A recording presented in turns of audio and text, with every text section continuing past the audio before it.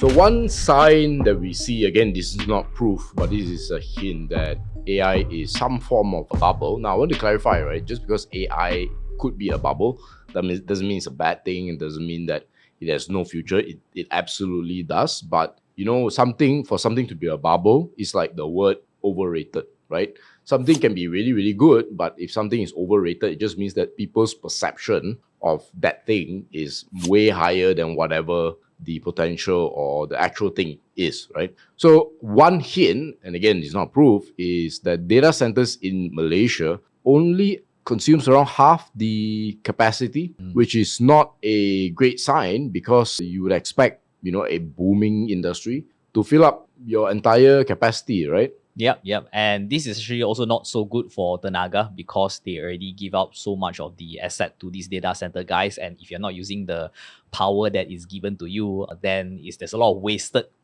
usage. And our government also got say that, they are trying to look for ways for the data centers to achieve at least 85% of the declared maximum demand. So they're trying to push hard and not just for the MNC to build the data center, but also to consume the power that is given to them. So this is actually the one sign over here. Potentially, they are overbuilding their data centers in Malaysia. The second point over here is that even though AMD reported like earnings beat, but their share price still tumbled. Yeah, so this is also another telltale sign where, even though it's good numbers, but market is still spooked. So why is that? It is because they reported over here that they expect there may be softer gross margin forecast for Q4. It's just as that. But then 54% is still very decent. I mean, for a software company. But even then, the investors still reacted very negatively on AMD, on their AI spending. Previously, right, when they say they want to spend more on AI, the share price will go up. But this time, the share price went down. Yeah, so people are more cautious. And if you look at in terms of their price to earnings multiple, right, it's very, very high. It's 115 times. Of course, we don't know whether this is just that one quarter or not, or whether they analyze this, but it is already a sign that there is some sort of like overheating like in all of these big tech stocks in the US. It was the recent Meta tax. issue, right? Yes. That one's related to tax, but even though they say it's a once-off only, but the market still panics. Yeah. So when the market drops a little, and by a little, they only drop about like 1.44%. But the news is always going to report, like trillions or 700 billion wiped off the stock market. It's standard. Yep, exactly. So now you have to, every time you see a billion, you have to assume cent. Yeah. Because global markets are like multi-trillion, 100 over trillion. So when they say 700 billion, it's like, think of it as 7 cents, 7 ringgit. Exactly. So you see, right, it's such a tiny drop, only 1.44%. But suddenly the narrative changed. Like you see, there is Central by Singapore Bank, right? They say that they are giving like warning that tech stock is being overvalued. And then you have a Wall Street CEO also say the crazy thing is these are not like retail. Like you would expect this from retail, but these institutions, right? Yeah. Suddenly there's like a U-turn when the S&P show some sort of like weakness. And on top of that, in the Malaysia scene, there's also more bears. So people are saying that, we need to get ready for stock market correction. There's not much of a demand for OpenAI's ChatGPT and everything. I think there's like a comment over here by this guy over here. Basically, he mentioned that only like a few, very small percentage, I think it's like 5% of the OpenAI user are paid members for OpenAI. So it's not like a big amount and they're still burning money every single year. So that's why he said that probably it's like overheated. And then as for Mr. Shamugan, he said that the demand for data centers may soften as the AI bubble builds up over here in Malaysia. So there is actually tons of bears. Previously, we don't really see them. But suddenly when the S&P shows signs of consolidation or like even like a small little pullback, they start to be very, very bearish. And we also shared this in our FIRL group, right? That the funds are actually getting very easier. So for 2006, it was very easy to get loans for house. Yeah, I think this one is like there's this thing called the Ninja loan, which is no income, no job application. Immigrants can get loans to buy a house very easily. And in today's age is the AI. So you can see over here, Alphabet or Google, they are actually selling at least like 3 billions of bonds for AI expansion. And people are like just taking these bonds up. And essentially, there's just so much of liquidity for AI. And on top of that, they're also government backed. So there is some sort of like similarities. It's just you replace housing with AI. That's about it. And they also can get like easy funding from the government. You can see that OpenAI here, they state that because AI is like a national security, right? So the government need to like put in some money.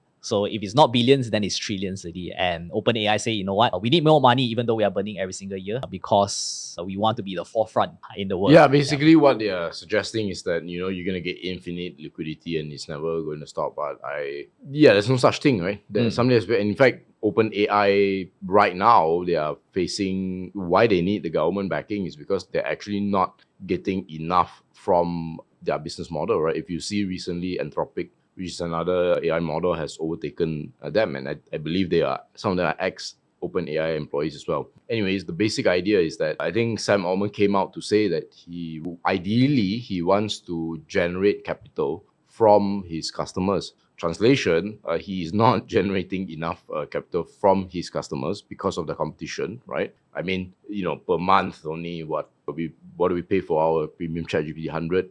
Yeah, 20 ringgit, something like that, right? So then you are left with IPO and then you're left with government or a mixture of both. And both at the stage of the company that they're at may not be the right move because let's say now they go for an IPO, they're going to experience, now they have regulatory work to do, right? So there's more bureaucracy, right? Especially for this kind of company, it's very detrimental. And then the government gets involved, or if they try, it's like Intel, right? Right now, everybody says that, Intel, it's good to have 10% of the government.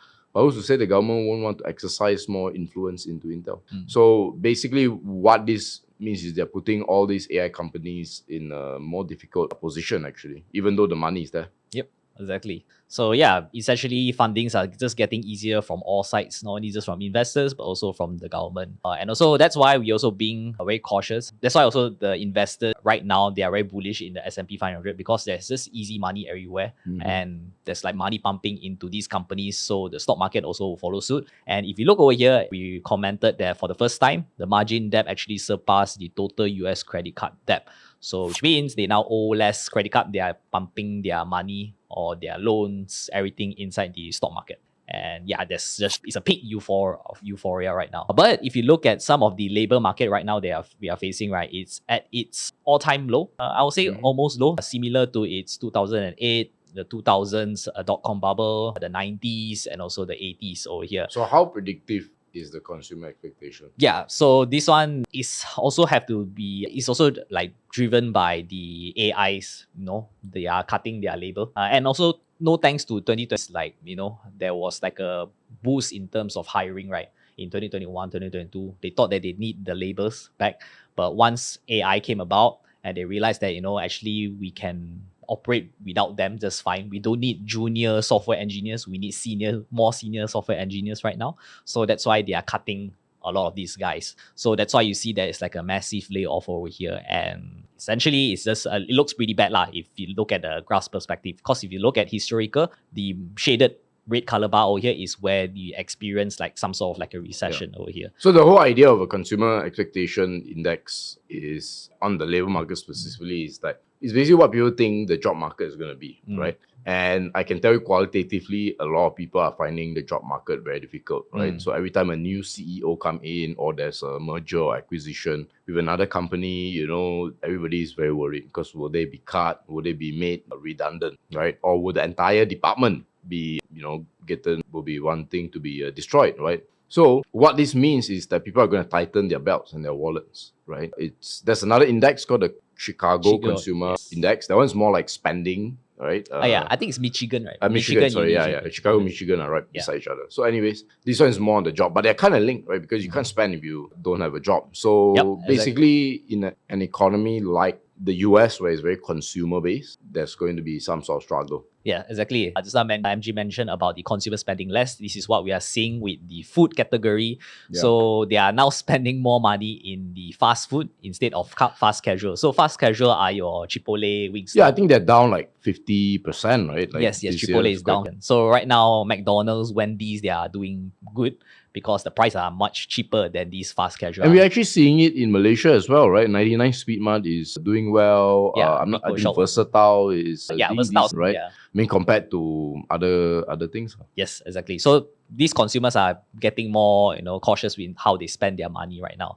And just now, MJ mentioned also about the Michigan Consumer Index. It's right now at its low also. So the only thing that we haven't experienced yet is a recession. So Yeah. you notice, right? Yeah, similar lows in the 2008, 90s, 2000s. Yeah. But So you can see yeah. the correlation is not as strong as, say, the 10-2 or even maybe the PMI, but you have to take into account different indicators, not just one. You cannot just use the consumer sentiment, because the economy is not just the consumer, right? You got the manufacturers, you got the government, and a lot of these different factors. And so I think definitely in a more consumer-driven economy like the US is more relevant. Otherwise, don't just look at one thing and say it's bad. Yes, exactly. But only thing is that people are going to, not to say spend less, they're going to be more rational about the money they're going to shift. Or probably they'll save more lah, instead of like Yeah, spending because more. you realize so funny enough, you can argue that the labor market index, the expectations, is actually a recession preventative, because usually recessions or crashes happen like suddenly, right? Even suddenly, and suddenly my jobs are losing. Whereas this one, nothing has happened yet, no crazy bubble bursting or anything, but people are already like forecasting beforehand. Hey, you know what? I'm not sure if my job is going to be good, so I'm going to try and cling on to my job. And if I lose my job, I got to have some sort of a backup, right? So I'm going to spend less. I'm going to go from Chipotle to Wingstop. In Malaysia, if you're always village grocer, maybe now, maybe So Jai Grocer. yeah, to NSK or CU Mart, Family Mart to 99 Speed Mart, things like that. So funny enough, although it's bad, it's actually can be seen as a good thing, right? Because now it's like, okay, I'm gonna wait. Yeah. So a crash then becomes less likely. Could be wrong, but I think that's how we all need to understand the second and third order effects of these data and indices we see. Yeah. And another possible thing is that probably there will be no rate cuts for December, even though the probability right now is about 67%, where they say that there will be another rate cut in the coming December FOMC meeting, because the Fed is just very confused, or at least they are quite uncertain whether they should do another rate cut or not. But I mean, as the saying goes also for Trump, right, he's actually right. The Fed is actually really too late already. After all of these data is shown, right, it's actually very bad. And the Fed should have cut rate like 4 months ago. And last but not least, we also have this famous guy, which is the big short, Michael Burry. He also shorted two tech stocks, Palantir and also Nvidia. Very, very pessimistic, even though, Nvidia is doing pretty decent. Palantir also, I think they also reported quite okay results. But anyhow, yeah, he is very bearish in the AI space right now. And potentially, there will be another big short 2.0 lah. Because the big short 1.0 was he shorted the housing.